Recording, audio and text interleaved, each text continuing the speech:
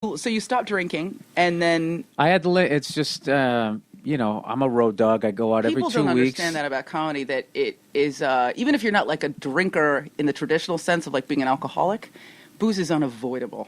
It's free. It's free, and it's every and it's after even every forced on gig, you. it's free. I always ask my people like that. I just say like, if you had a job where when you were done, it was open bar and.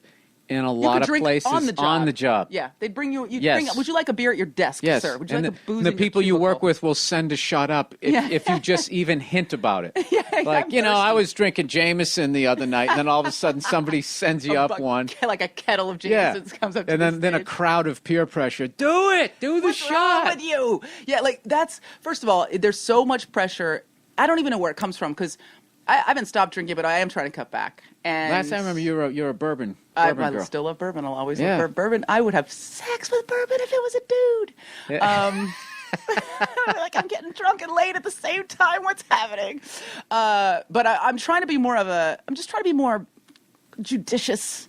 You know what I mean? Because you feel it. You just first of all, you start to feel like fuck the weight or your discipline or height. You just feel it so much more. When you wake up in the, you have that thing where you wake up at 4 a.m. like, oh, I shouldn't have had that second glass of wine. No, I had my bottoming out thing was I think I was somewhere in Texas, and me and DeRosa were riding we're riding in this waitress's car, and classic. What car? Of course you were. And Why wouldn't you be and waiting in a waitress's car? We're riding to some house party, and she's doing the whole. Again, why wouldn't you be riding to a house party in a waitress's car? This is the glamour of stand-up, folks.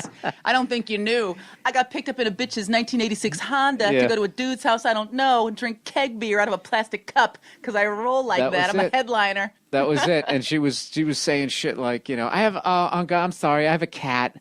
So like, they're covered in hair. And I show up, and at one point, I'm hammered playing with a bulldog. That's all I remember going, this thing is awesome. Oh, God. And somebody finally... That's always the last resort of the wasted, start talking to house pets. Yeah, somebody said to me going like, because they weren't at the show, you're that comedian guy. Right, I'm like, yeah. And they go, well, you did a couple sketches on Chappelle's show. And I was like, yeah. And he goes... It's like, dude, I can't believe you're here. Why are you here? Yeah, and then I actually thought, I was like, totally, stroke my ego. Then I thought for half a second, like, yeah, why am I here? My dad had 5 kids by the time he was my age. Okay, I'm a fucking loser. And I'm drinking in the backyard of a stranger's house and talking to his dog. Yeah. Joe, on the other hand, of course, was having a great time.